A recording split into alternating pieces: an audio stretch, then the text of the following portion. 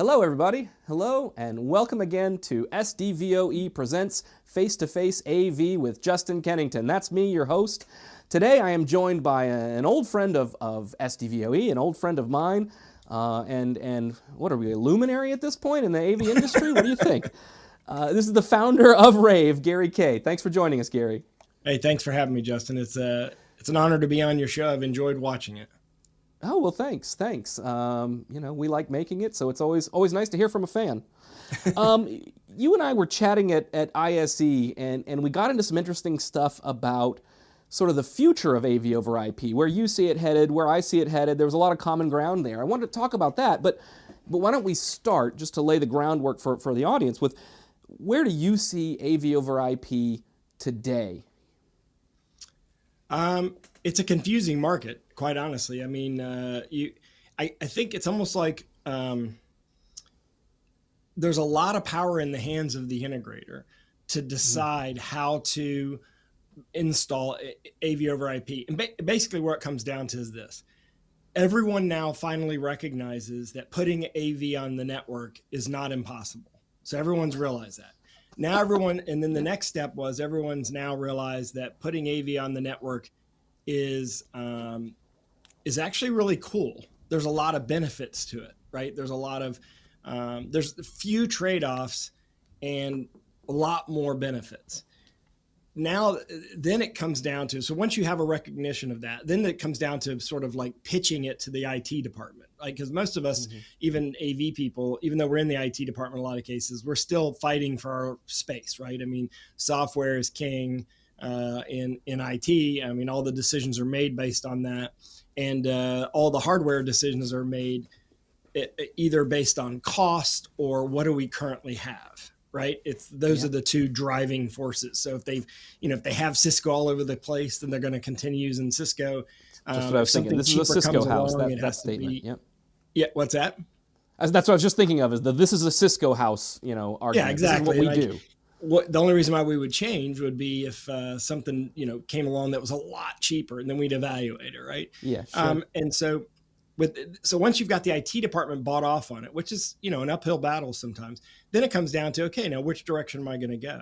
So it's hard to make that decision because there currently isn't a standard really. There isn't a clear direction, and once you make a decision, you're sort of tied into one camp or the other, right? And actually, I think that's really benefited you, SDVoE, because your camp is big, meaning you have a lot of companies in your camp. Like you're at night when everyone's sitting around the campfire, you've got 40 seats. And then you have Crestron over there with one seat. You have Extron with one seat. And they each have benefits. I mean, it's ironic. It's kind of interesting in reflection to think about Crestron having such a leadership position, considering that they are so... it's only Crestron, meaning like you can only use Crestron stuff. Like it's amazing that they pulled that off. And I think a lot of it came down to their marketing, and their sales strategy, not the technology. Sure. So I think now we're at a place to answer your question. We're now at a place where people recognize AV over IP is the way to go.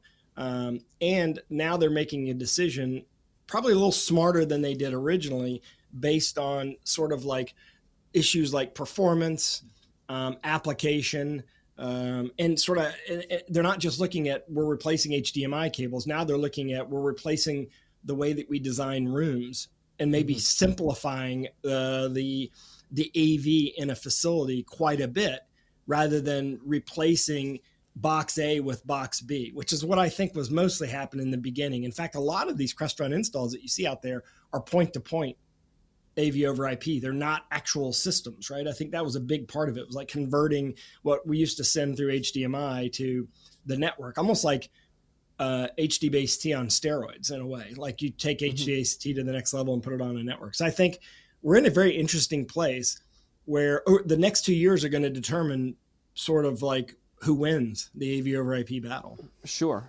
Yeah, I think, Crestron's spot in this market has to do with, historically, they've been a major leader in Pro AV for sure. Yeah.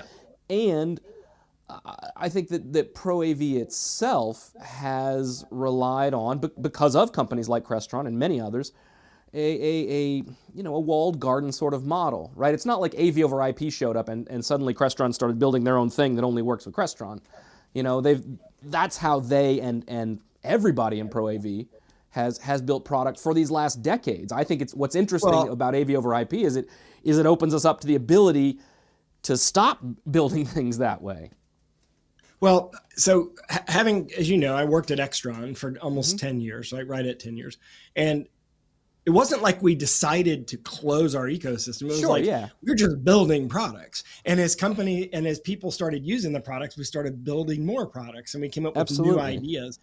But it's not like we wouldn't have said, hey, in fact, I remember when we started naming products, we were hoping our competition would adopt the same name. So when we came up with the name of analog distribution amplifier, we were hoping our competition at the time, COVID, would use the same term, because that way it would help us to explain the product. Like we knew we could beat them in numbers. We just kind of hoped they adopted the same terminology, which they did. So we were actually encouraging the market to, even though they weren't compatible with each other, we wanted to use the same terminology because we were sort of inventing words. In this particular case, it's sort of the same thing. And what y'all did was unique. Y'all follow, obviously, I mean, to me, it just seems like y'all are like Dante 2, right? You're like Audinate times 2. I take that as a compliment. What Audinate did. What's that? I take that as a compliment. It's I mean, what I don't hide the fact that our play here is very similar to that. Yeah. Yeah. When Audinate, everyone thinks Dante is a standard. It's not a standard. It's an ecosystem with like 200 companies or 300 companies that have adopted it. It's by default, it's become a standard. Like no one's fighting that. No one is saying, well, we should have something better because everyone's already adopted it, right? And I think that I said the same thing to you 3 years ago. Like when you get Extron, Crestron, QSC, or AMX to adopt SDVoE, it's done. It becomes a standard. Until that happens, everyone's sort of like, let's see what happens. Let's do it. But y'all have a unique position with regard to quality and the number of companies that have adopted it. So you're in a good place. What I've been thinking about lately in that discussion about, is it a standard? Is it an ecosystem? What is it, right? Or is it, I think of standards with a capital S, like what SMPTE does, and standards with a lowercase s, like, everybody uses Dante. What I started to realize is I don't think that ultimately the user, the integrator, I don't think they care about standards per se. I think what they care about is interoperability.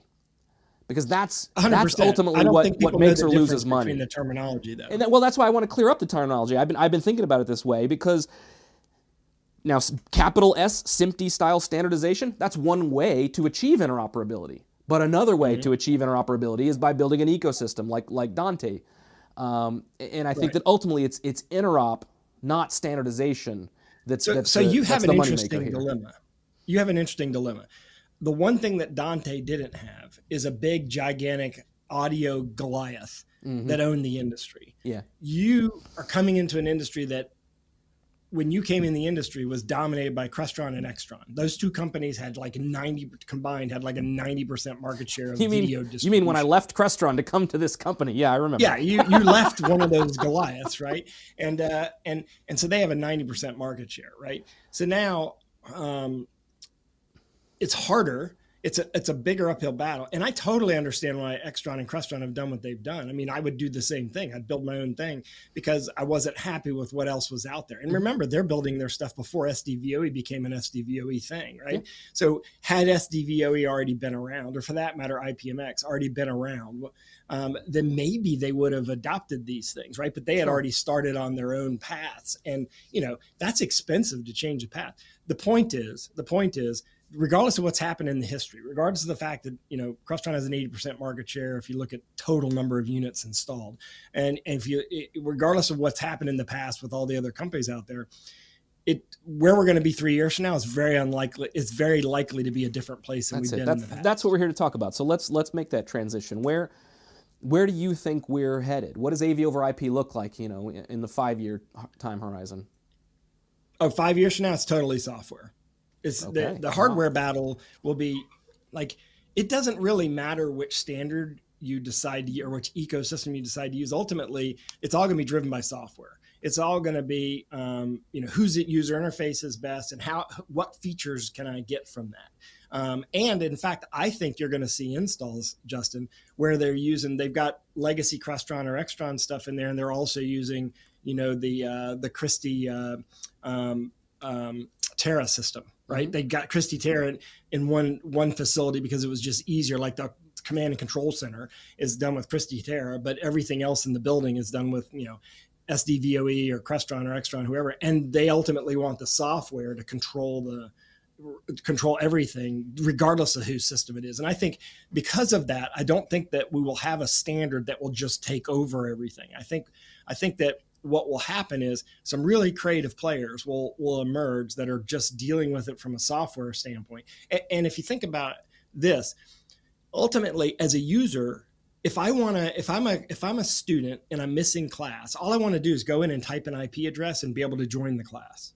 That's all I care about. I don't care how it happens. I don't care if they used SDVoE. I don't care whose microphones they used. I don't care whose camera they use. I just want to be able to pick up the signal. Now, us AV geeks, we all want to understand, the infrastructure of that. But ultimately, that software interface that student is using is the critical piece. I wrote an article like 6 years ago, called something like nobody cares that it's Ethernet. Something like that, about that point, right? The end user, the person sitting down in front of a TV, they want to push a button and have a beautiful image appear. They don't care if it got here on a matrix switch or an AV over IP on a 10 gig or a 1 gig. Like, did it work when I push the button and does it look good? Made. That's it. Yeah, today, this week, I should say, depending on when this airs, the Mandalorian season 3 comes out. People just want to load up Disney Plus and play it. They don't care whose switcher was used and how it's compressed or how, what the delay is. They don't care about any of that. They just want to watch the show. That's it. That's ultimately where we're going to get is like, I want to hook up my laptop, or even better, Justin, I don't think that people are going to lug laptops around in classrooms much longer. I think if you look at the generation, as you know, I teach in college. If you look at students now, half of my class, and that's not an exaggeration, half of my class that of the freshmen and sophomores, now not the juniors and seniors, but the freshmen and sophomores are using iPads. Okay. They're not using laptops. They come in with an iPad with the Apple Pencil and they're writing right on the iPad. So as that generation ages, what they're going to want to do is just be able to put that content everywhere. By the way, there's no cable for an iPad. There's no output really to take an iPad anywhere. That's not how people connect an iPad. They connect it through AirPlay. Yep. So they want the device to work through AirPlay. So ultimately that AirPlay device then needs to be able to send, that connected AirPlay has to be sent wherever I want it. It's going to require a heck of an AV over IP infrastructure that doesn't really care about whose stoplights you're using and whose cars you're driving. Yeah, I agree. I don't know what the time horizon is. I think it's maybe more than 5, but probably less than 10 years where hardware, meaning, little black boxes with Ethernet ports and HDMI ports, is not a major part of the AV over IP story. Because the sources become devices that just want to put their video onto the network directly.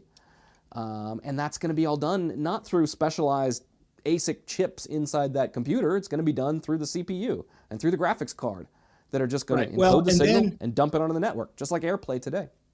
Right. And then the critical, for those of us who are in the world of using the cloud, right? Now, most people just, it's a nebulous term and they just send email and they don't really understand how it gets there, or they just go watch a video and they don't understand how it's being streamed. We all know that the leader there is Amazon with something called AWS, right? Amazon Web Services, right? They have this server cloud farm that, that Microsoft is trying to beat into and Apple's trying to beat into. But right now, at this moment in time, Amazon is the 800-pound gorilla. Whoever in our market becomes the cloud service company leader is going to win the battle. It has nothing to do with the hardware. It's who is providing that cloud services that everyone can tap into, regardless of whose AV over IP system, regardless of whose mic you're using, regardless of whose spatial audio processor you're using. They just want to make sure that the connectivity, and we're kind of going back to video conferencing of 20 years ago. and that used to have to do like, you basically everyone would call in to this cloud service and it would make it all work together regardless of what you were using, right? But it was way too complicated back then. We're sort of going back to that. We're gonna all use this cloud thing. No one has that leadership right now. You have each company is starting to talk about the cloud, including your former employer, but nobody has that leadership position. So I think the game is kind of afoot. Well, and what's interesting, I think there's an important distinction between the first half of what you said and the second half, right? There need to be companies who are already starting to have this conversation about here's what we do in the cloud, right? I think there we're talking about the applications, right? What are the user-facing pieces of software that will leverage the cloud and give a great user experience? But I feel like the first part of what you talked about, the Amazon Web Services part of this, is who is the infrastructure provider that all those applications are running on? And that's what's interesting. That's where, Crestron and Extron and everybody could have apps, that do great things in the cloud and give great user experiences. But if there's someone providing that infrastructure behind it, then all of those companies are paying that third party. That company. That's why I say that there's a market right now for a company to sort of like figure that out. But don't know that you could do it right now. I still think we're a few years away, but I think that we should be thinking that direction. And I think, interestingly enough, companies like AVI SPL, AVI Systems, CTI have a lot of power in this. I don't think they realize it though. I don't think they realize what kind of power they hold. And I think that they should yield some of that power a little bit and get more involved, because ultimately they're going to be selling services 90% of the time. Yeah. Well, what I wanted to say is I wonder is there something so special about AV that we need a specialty, cloud infrastructure provider, or is Amazon Web Services it for us too? Amazon would have to redesign it because it's not, it doesn't lend itself to the bandwidth of real-time content that we require. Okay. We're talking about moving our content. Okay, that's fair. If you're just moving the content around like digital signage does, that's one thing. But if you're literally walking in a room and want to be able to present in multiple locations at one time, that requires something a little bit more beefier than what's out there right now. I mean, it's obviously coming. I mean, you have Apple sometime this year going to introduce a VR headset, right? That's going to require a lot of cloud computing to do video and once they do that, now the metaverse, quote unquote, is part of the consumer model, which means now we're going to have a lot of bandwidth. You have Facebook has already invested a tremendous amount of money in Oculus, and that requires a lot of processing, which is mostly right now in gaming, which gives them like this sort of like control of their universe thing. But as they expand outside of gaming, they're going to require a lot more. You have Unreal Engine from Epic Games kind of moving in our direction. You have obviously Microsoft trying to catch up with Amazon. Then you have Amazon themselves who are already leading in that side. Those companies are likely to be the ones that we are at least emulating. Now, we might not do it exactly the same. Remember, our market is a couple of $100 billion, whereas their markets are trillions of dollars. So they're not looking at our market. They're not like looking at us saying, "Woo, this is ripe for the taking." They look at our market as like a crumb that fell off a loaf of bread that rolled onto the floor, right? They're not noticing our market.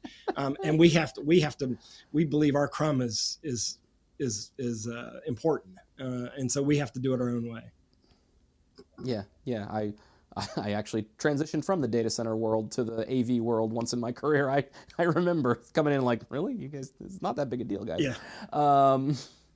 Well, you answered exactly the distinction I was trying to make. I said, is there something so specific, so specialty about AV that it needs a different kind of cloud infrastructure? And what you touched on is, when we move beyond control and management in the cloud and into content in the cloud, then bandwidth and latency become significant. They bring significant requirements to the application. And now your cloud services provider, whether that's an Amazon that's adapted or something new, has to be able to. I also think there's another factor here. We can sling a lot of data. We look at the application very video centric right now, meaning it's all about bandwidth and video and people bringing in their laptops or being able to present content. But I think the future is a lot of it might be driven by security. I think a lot of it might be driven by cybersecurity and physical security might dominate a lot of it. Like right now, if you're an AV integrator and you're putting in an AV network, there's another contractor there who's putting in the security system. And the funny thing is, you're both in the same room at the same time wiring up speakers in the ceiling. And you're like, this seems kind of crazy that we're putting in two separate sets of speakers when we could be using the same speaker. And technically you can, but it requires a different kind of license, right, for the integrator, but also requires some backup stuff. Like you can't right now say, if you were putting in, distributed audio in a classroom, you can't tap that into the campus-wide or facility-wide emergency services network and say we're going to use those same speakers. You can, but you can't. Meaning you can't just do it. You can do it, but you have to be licensed to do it, and then you have to come up with a way to do it so that it operates no matter what. So like in our world, if we do AV over IP, the network goes down. It's a new class of integration. Your speakers are down, right? Every room we've done AV over IP, Justin, we've had to put a HDMI bypass in that goes straight up to the projector, and you just switch the input on the projector, because if the network goes down, we can't operate the system, right? That makes me sad. We're not at that level yet, but I do think that part of it might be driven by that, because all these like weird security things that are happening, shootings and terrible things that are happening, and not only in business but on campuses, and the ability to say, hey, by the way, we can blast this message to every single display no matter where it is. That's going to be enlightening to someone on campus one day who's going to be like, why aren't we doing that? And then they're going to say, well, the AV people aren't licensed to set up security. Like, we can't just do that. And they'll be like, why don't we just do that? And I think that's the time. I think a lot of it could be driven by that part of the market, which is huge. That's a huge part of the market, because it's optional to put a projector or monitor in a classroom or a meeting room or something like that, but it is not optional to have security on your campus. Yeah, interesting. Like a whole new market that our audience of integrators should be at least keeping an eye security, on and starting to understand. Like, we're gonna, as a publication, we're gonna address security in a bigger issue. We're amping up our coverage because we're seeing integrators be pulled that direction. I think a good example of that is Atlas IED has done a really good job with a product line that kind of marries AV and security together. So I think that we're going to see more of that. Okay. All right. Well, Gary, this has been fun. A wide-ranging conversation. We got from the present to the future to talking physical security. I love it. Yeah, I also think that I would like to do a shout out to, I've learned a lot by your own SDVoE Academy, your classes, your online videos about how things work, and the different ways that you can send video over a network, and how the compression works, and how these encoders work and decoders, and also how the controllers work. I've learned a lot from that. I'd like to, suggest, no matter whose AV over IP system you're using, you get a lot of free education from the SDVoE Academy, which is at sdvoe.org. So you should check that out. I wish more companies did that. Well, thank you. Thank you. I appreciate it. I always welcome that support. And thanks for the plug. But speaking of plugs, make sure everybody knows how they can find rAVe. Well, you can go to ravepubs.com. We have 9 different vertical market newsletters, and all of our news is published on that site at ravepubs.com. And then we also have we are looking at the future too, Justin. We actually have a publication called Launch Code that only focuses on future technologies, emerging technologies. So stuff like AR and VR and the metaverse, like we talked about, XR production, virtual production, all that kind of stuff that's Launch Code. So you go to lavnch.com. You can subscribe to Launch Code. So if you're interested in sort of what's going on now, Rave Pubs, if you're interested only in the stuff going on in the future, Launch Code. All right, here's a big idea for you. You should do a history of AV website. Alan Braun and I talked about that, and I think we are going to work on that. I saw Alan's doing a shout out to the industry, asking for sort of like history items. So he and I are going to work on that. He has a little bit more time than me right now, but as I have more time on my hands, I'll definitely help him with that. I don't think that's a 6-month project. I think it's a multi-year project, and that dude has been in the industry the whole time. So wow, yeah, it's that's a big project. Well, Gary, thank you so thank much you. for joining us. This was a lot of fun. Thank all of you for watching Face to Face AV. Don't forget to hit that subscribe button down there. We do this every week. Thanks for watching.